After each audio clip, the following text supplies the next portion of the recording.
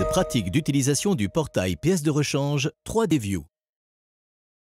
Grâce au modèle 3D, il est possible d'exploser l'ensemble de la machine pour une vue plus complète et pratique. Il y a deux menus sur la page, un à gauche et un à droite. Le menu de gauche affiche toutes les options de recherche, comme par exemple la recherche de code et toutes les options liées à la visualisation du modèle 3D. À tout moment durant l'exploration, le bouton de visualisation du chargement initial est actif.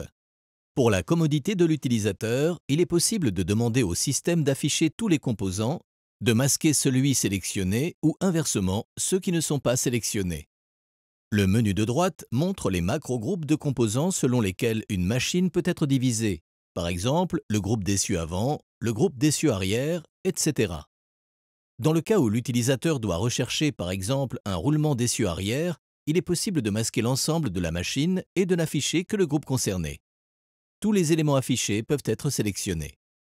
Dans ce cas où le cylindre arrière est sélectionné, dans l'écran de gauche apparaissent le code relatif, la révision, une brève description et, le cas échéant, le tableau 2D du composant.